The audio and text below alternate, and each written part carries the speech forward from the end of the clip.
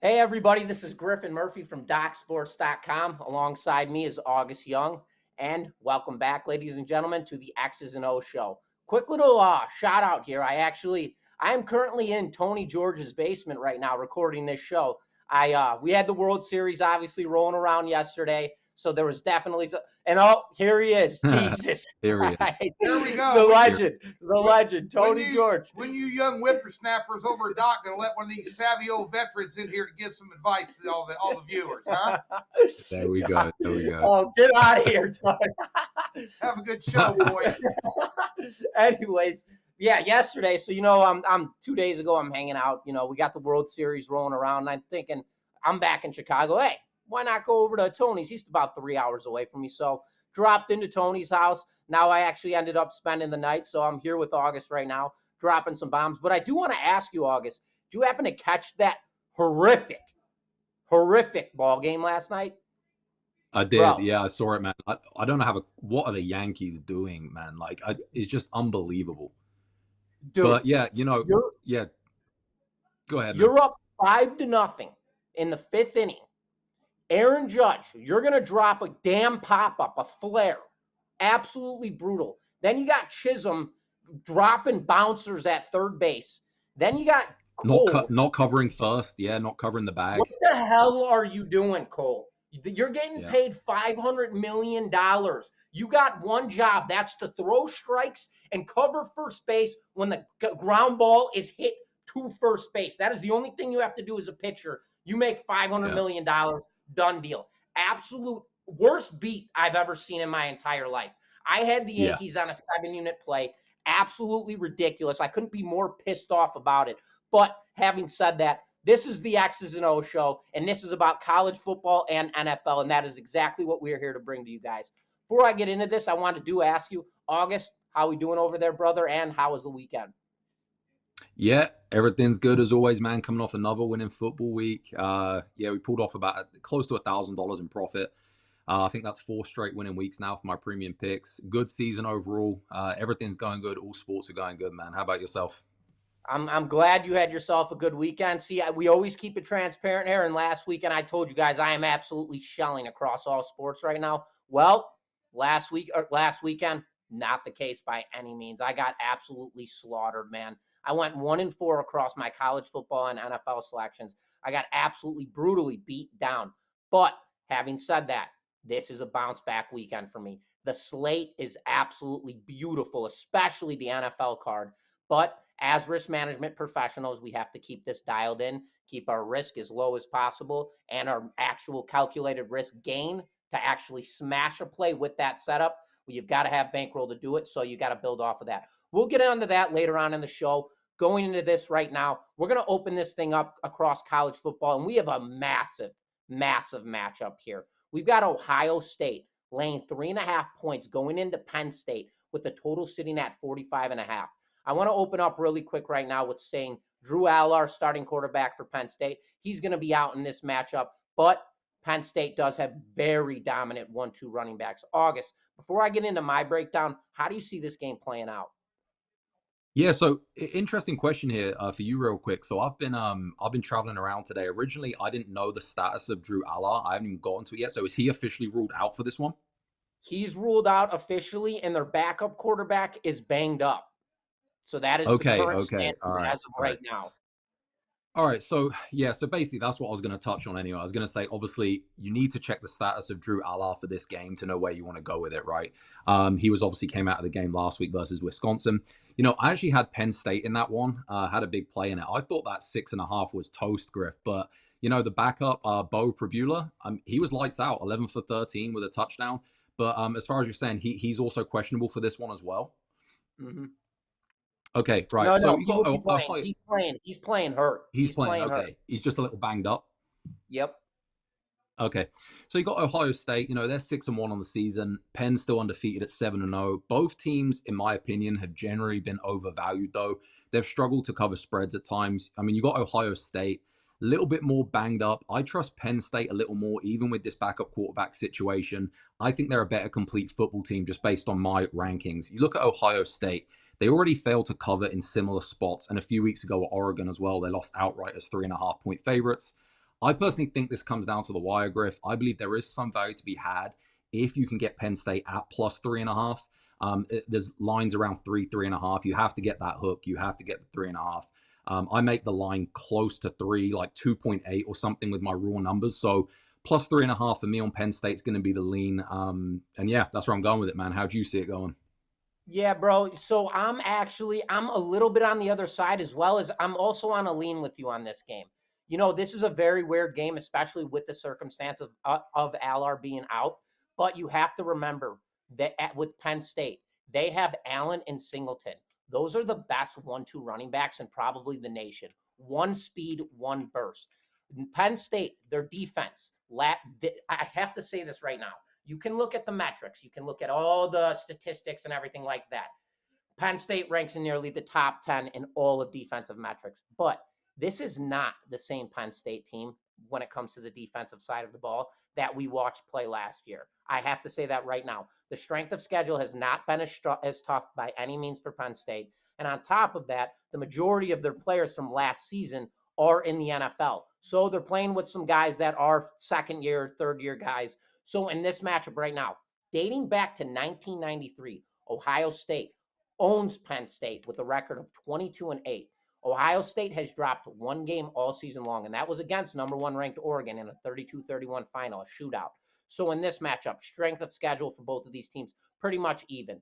Allard out. Penn State's been owned by Ohio State for the last 3 decades. Last season, these two went at it. Ohio State took that game 20-12. I see a very similar outcome in this matchup, August. So in this contest, brother, I'm going to be leaning with Ohio State, and I'm going to lay the 3.5 points with them on the road in this one, man. That's where I'm looking at this one, August. Cool. I feel like you can take that 3 as well, man. There's enough out there. So, the -3, I don't hate it either. I'm just giving out a slight lean, but yeah, I see your angle, man. Buy a point down. Shifting in, though, next game, we've got Vandy at Auburn. Auburn laying 7 points, a total sitting at 48.5 points. I got to ask myself, why in the hell is Vanderbilt getting 7 points in this game? Vandy is 2-2 in SEC play. Their one loss came against Mizzou. That ended in a double OT finish. Vandy covered that game, obviously. The other loss came to Texas. That matchup ended in a 27-24 final, where Vandy also covered that game as well, August. Auburn, they're not worth a damn this season. They've had some solid wins, I'll give them that, but they're 3-5 on the year. They're 1-4 in conference play. They also lost 4 games in a row prior to the most recent matchup against Kentucky. Vandy, they're 40th in the nation when it comes to offensive points per game. They've had one of the toughest schedules in football. Auburn, they thrive on the rush game. Well, Vandy, they're holding opponents to 114 yards a game on the ground. That's 46th in the nation. Give me the points with Vandy all day, August, at +7. How do you see this one rolling out? Yeah, I don't know, man. So, first of all, this Vanderbilt team, I mean, Weird, bro. They're doing my head in if I could swear on this show, but they continue to cover spreads. As dogs, they keep covering spreads. They're 6-2 ATS, but they're 5-0 against the spread as underdogs. Includes 2 outright wins as double-digit dogs. They did almost pull off that upset versus Texas last week, but having said that, I watched the game in its entirety. The game was not anywhere near as close as that score indicated. There was just it wasn't actually that close. It's crazy it came that close. You look at the box score and it tells that story too. The market is massively adjusted on Vanderbilt, though. Griff, I got to say, I actually laughed out loud. This is going back a few weeks, but when they were priced at 27.5 point favorites versus Ball State, I laughed out loud. I mean, I understand they're coming off those 2 huge wins where they beat Alabama and Kentucky, but I still feel like everyone lost their mind for a moment with that one. I mean, laying 27.5, I don't care that it's Ball State. Look, Vanderbilt are massively overperforming. When I have a whole thing I'll look at, which is like luck rating and variance and all these things that are playing out. I don't hate them as a team. They're much better than I anticipated coming into this season. Still, having said that, Piver isn't 100% for this one. Auburn do have some matchup advantages at multiple positions on the defensive end. And while Vandy have had all this success, they still have a neutral flat 0 on the season when it comes to yards per play margin. Now, Auburn haven't been playing good football. I totally agree with you. Their strength of schedule, though, is no joke. The problem for them as well hasn't really been on the defensive side. They held opponents to an average of 22 points the last 5 games. And that's even skewed a little too as they've faced some elite offenses. I mean, you can put Yeah. that number lower really when you adjust for the strength of schedule. Now, I will say, I don't really think I want to get involved, though, on the side. I don't want to get in front of this Vanderbilt voodoo crazy stuff that's happening with them covering every underdog. I honestly lean Auburn on the number, but I'm going to stay away for now. But I'm going to take the under here at 48. 48 is the most key total in college football the last 7 seasons when you look at percentage of games that land on the number. I like the under. It's a key number. I think this one's going to go under. That's how I see it going. I don't know if you have anything else to add to that before we move on.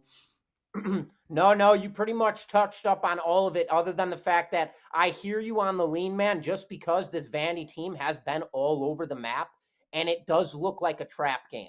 3-5 against a Vandy team that's playing very good football, laying 7 points. It does look like a trap game, but August, I'm going to stick to my play here and take Vandy with the points, with another expectation of them coming out and playing some legitimate college football, man. That's where I'm at. All right, man.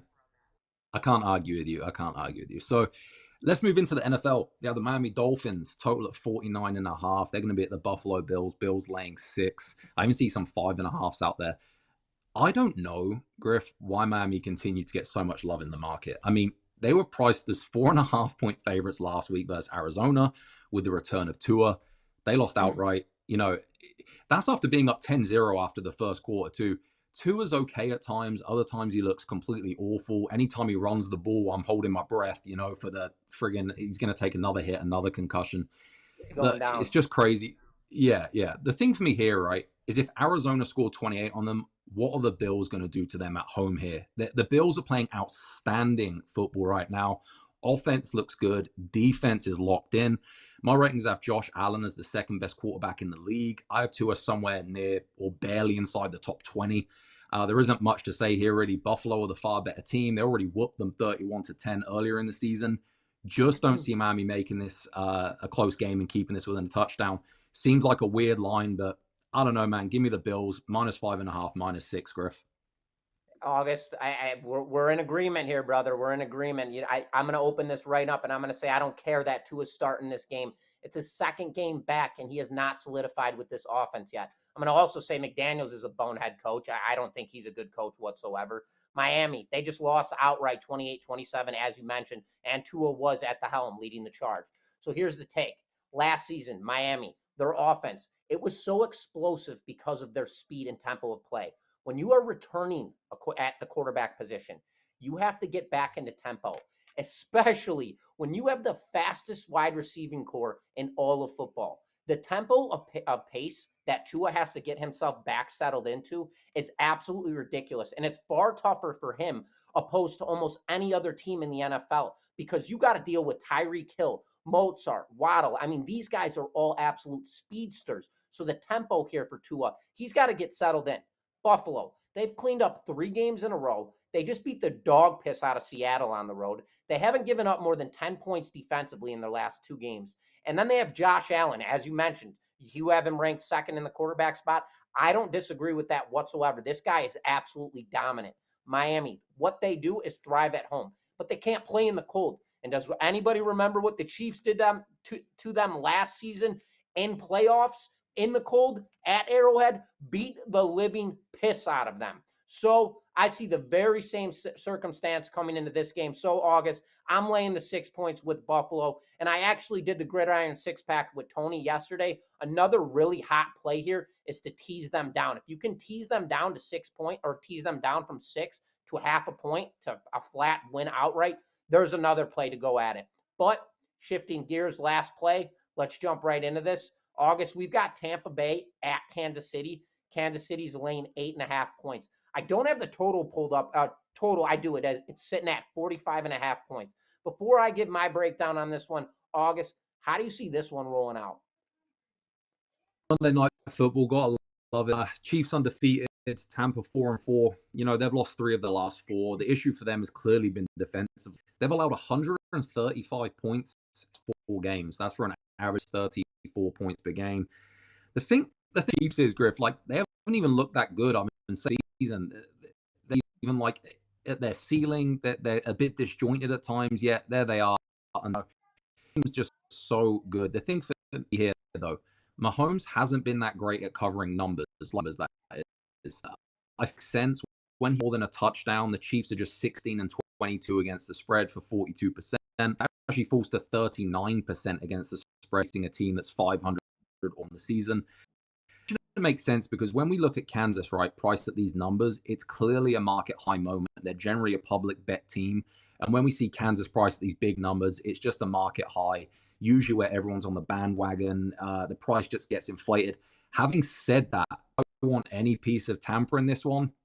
No, I do not. I don't want Tampa Bay here. You're going to have to score a bunch to keep this within one possession. And the Chiefs' defense good. It's very good at home over the years, Griff.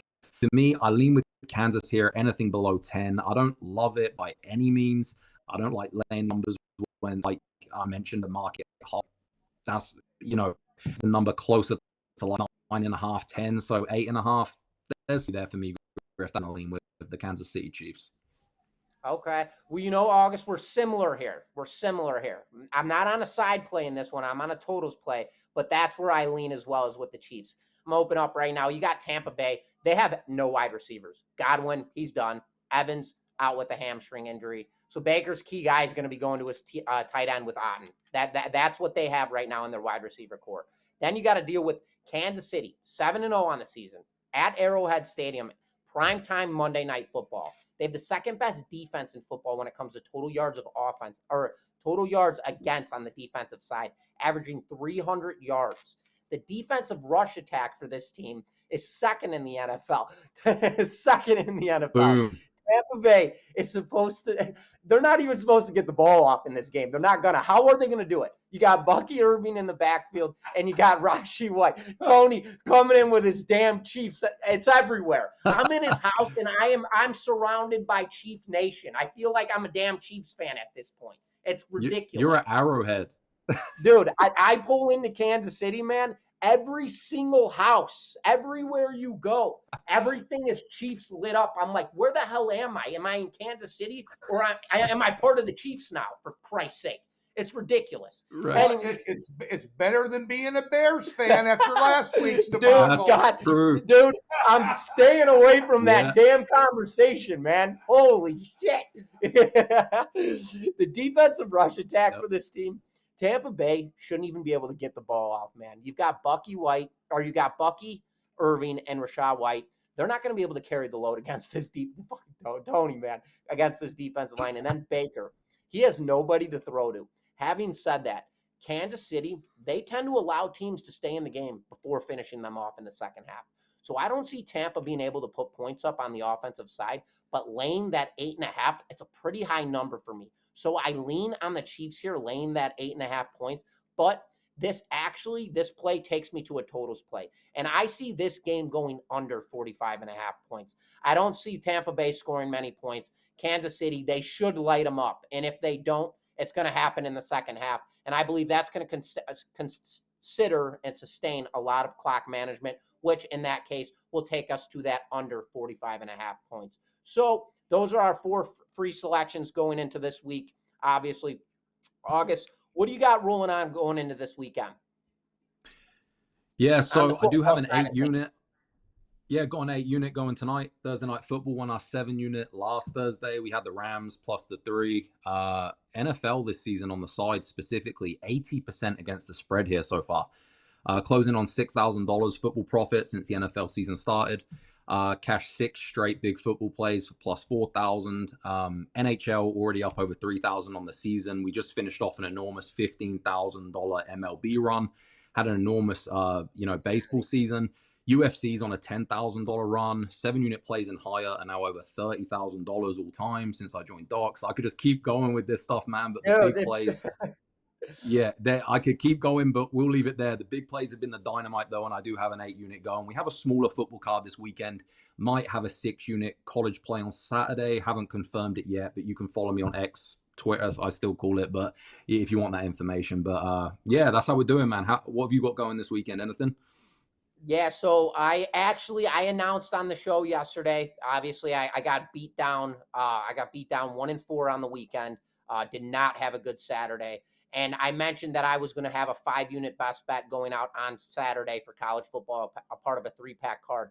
Well, that line actually shifted 2 points in my favor. So I am adjusting that position. I am making it a 6-unit best bet. So I am going to have a 6-unit best bet going off on Saturday. That's a 3-pack card. And then on Sunday as well, I will also be doing a 6-unit best bet, as well as that will be a part of a 3-play card. I absolutely love the NFL slate. And if my weekend wasn't as horrific as it was last weekend, I'd have an 8-unit going out in NFL this weekend on my selection. I mean, this thing, I'm wagering the hell out of it.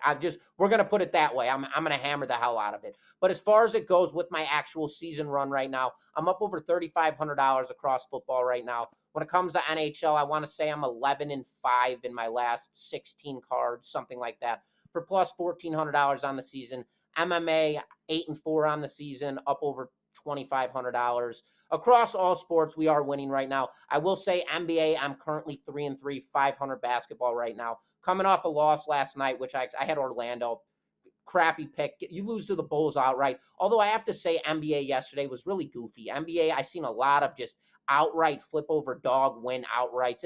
Yesterday was a weird day, definitely on the NBA side of things. But when it goes to football, 3-play Saturday, 3-play Sunday, 6-unit and 7-unit, locked in, ready to go. And a reminder for everybody, right there at that link above, docsports.com/free60. You guys want to jump on board with August selections this weekend for free, go ahead and click that link. If you guys want to jump on my play, click the link. If you don't like me or August, and if you sure as hell don't like Tony, we got 9 other guys on the site. You guys can jump on those selections as well. But yes, all free picks, just click that link and you guys are all dialed in. We'll give you park $60 in your account and you're set up for the weekend. It's just like going to Arby's for $30, right, Tony? Anyways, guys, we do this show every single Thursday at 11 a.m. Pacific Standard Time. We appreciate you all for tuning into the X's and O show. And as per usual, we will be back next week, Thursday at 11 a.m. Pacific Standard Time. August, let's get the brooms out, my man, and let's have ourselves a hell of a weekend. We want to thank you, ladies and gentlemen, for tuning in, and we will see you guys next week.